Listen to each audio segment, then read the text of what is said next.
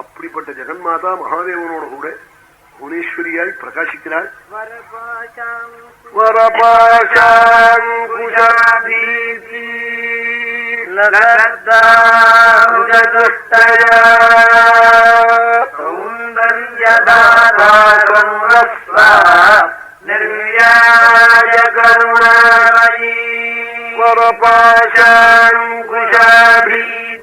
வரமுத்ரே, பாசம் கயிறு, அங்குஷம்னு ஒரு ஆயுதம், அபயமுத்ரே, இப்படி 4 கைகளோட கூட அம்பாள் பிரகாசிக்கிறாள். ஆமா, 2 ஆயுதம் 2 முத்திரையோட கூடின கரம், இப்படி 4 கைகள். அழகுடைய இருப்புக்கு இடமாம் அம்பாள்.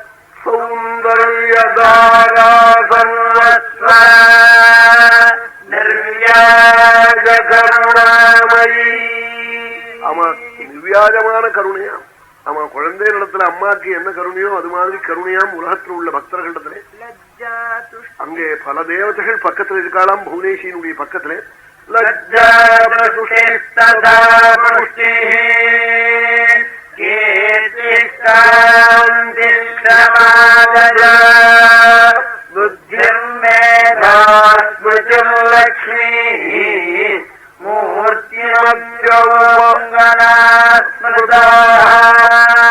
பல ஸ்திரீகள் அங்க பக்கத்துல சுத்திக்கிட்டு இருக்காளாம். அம்பாளுடைய பக்கத்துல இருக்காளாம் திவ்ய ரூபோதிகளாக.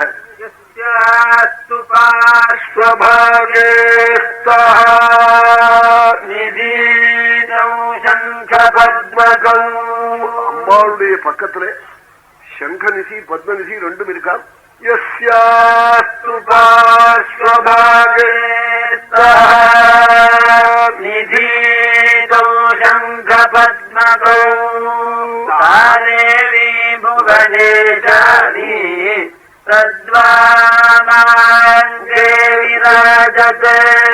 ஜெகன்மாதாவான புவனேஸ்வரி அங்க பிரகாசிக்கிறாளாம். தத்வாமாங்கே விராஜதே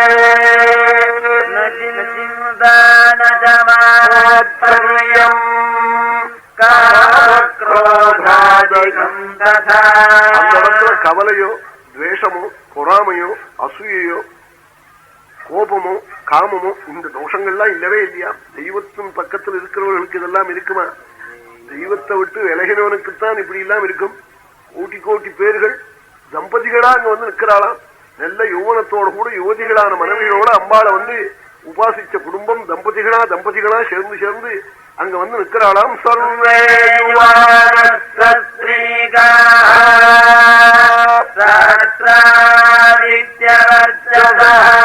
ஆயிரம் சூரியனுக்கொப்பான காந்தியோட கூட கோடி கோடி தம்பதிகள் அங்க வந்து நிற்கிறாளாம்.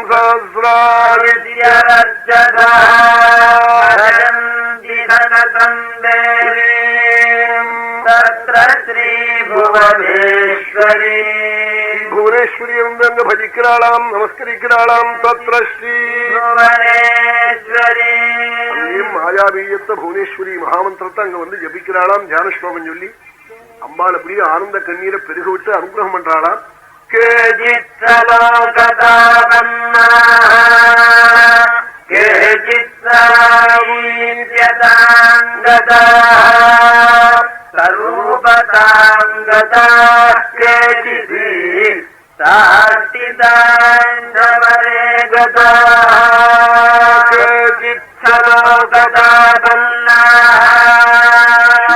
புவனேஸ்வரியினுடைய லோகத்துக்கு வந்து சாலோக்கியத்தை அடைஞ்சிருக்காளாம்.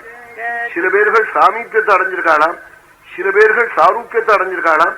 சில பேர்கள் அம்பாளோடையே சேர்ந்திருக்காளாம். சாரூக்கியம்னா அம்பாளை போலவே ஆறுது. ஆச்சாரியோடைய விக்கிரகம் காஞ்சியிலே உள்ள போற போது பக்கத்துல பார்த்தா அப்படியே ஒரு விக்கிரகம் இருக்கு. பக்கத்துல தண்டம் கமண்டலும் எல்லாம் இருக்கு. அவன் அம்பாளுடைய ஸ்வரூபமா ஸ்ரீ ரூபமா இருக்காள் ஆச்சாரியால். அவன் அம்பாளுடைய மந்திரத்தை ஜபிச்சு ஜபிச்சு ஜபிச்சு அம்பாளாகவே ஆயிடுறாள். எந்த தெய்வத்தை உபாசிக்கிறானோ அந்த தெய்வமாகவே ஆயிடுவார்களாம். அதனால எத்கிருதுபவதி தத்கிருதுபவதி யசாக்கிருத்து அஸ்மின் லோகே புருஷோ பவதி ததேத பிரேத்திய பவதி. அனந்த கல்யாண குணநிலையான பகவானை உபாசிச்சா பகவான் ஆயிடுவான். அம்பாளை உபாசிச்சா அம்பாளை ஆயிடுவான். அது மாதிரி ஆச்சாரியாளாய் அம்பிகாபுரம்ங்கிற ஊர்ல அங்க இந்த மந்திரத்தை ஜபிச்ச இடம். அதனாலதான் அம்பி அம்பின்னு பேரு. அங்கே ஆமா நித்திய தீர்த்தம். அங்கே பிரம்மண ஜலம் ஓடிக்கிட்டே இருக்கு. அந்த இடத்துல போனா அங்க ஜப்பம் பண்ணிட்டு இருக்கணும்னு தோணும். இந்த அம்பிங்கிற கிராமத்துல காஞ்சியில இருந்து 3 மைல்ல உள்ள இடம். ஆச்சரியமான கஷேத்திரம் காஞ்சி. நகரீஷு காஞ்சி புருஷேஷு விஷ்ணு நாரீஷு ரம்பா, புஷ்பேஷு ஜாதி, புஷ்பங்களுக்குள்ள வசத்தி ஜாதி, ஸ்திரீகளுக்குள்ள வசத்தி ரம்பே, நகரங்களுக்குள்ள சிறந்த பட்டம் காஞ்சி, புமான்களுக்குள்ள உயர்ந்தவன் நாராயணன். இப்படி எல்லாம் போய் மகான்கள் எல்லாம் போய் சொல்லியிருக்காள். அப்படிப்பட்ட காஞ்சி, காஞ்சியிலே போய் பார்த்தா தெரியும் அந்த சாரூக்கியத்தை. அந்த மந்திரத்தை ஜபிச்சு ஆச்சாரியால் ஆயிருக்கிறது. 7 கோடி மகாமந்திரம் இருக்கு. அத்தனை மந்திரங்களும் திவ்ய ரூபத்தோட அம்பாளுடைய சன்னிதியில உட்கார்ந்துட்டு இருக்கான். சப்தகோடி மகாமந்திர மூர்த்தி மந்திரோபாசதே மகாவித்யாச்ச சகலா சாம்யாஸ்தாத்மிகாம் சிவா. சகல தேவதைகளும் சகல வித்தைகளும் அங்க ரூபவத்திகளாக அங்க அம்பாளுடைய சன்னிதியில பிரகாசிக்கிறார். எத்தனையோ ஸ்ரீ தேவதைகள் பக்கத்தில் இருக்காள். 32 பேர்கள், அவர்களை சித்தி 64 பேர்கள், அவர்களை சித்தி லட்சம் லட்சம் பேர்கள்.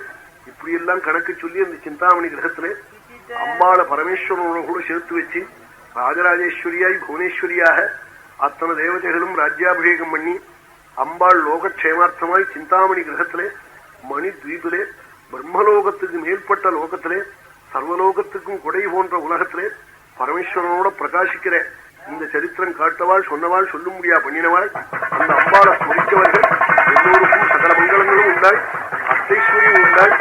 சர்வ ஸ்ரீ சமிருத்தியோட கூட லட்சுமியும் ராஜகுலே ஜெயம் ரணபுரி க்ஷேமங்கரி மத்வனின்னு சொல்லி அம்பாள் பல பிரகாரமாக தரிசனம் கொடுத்து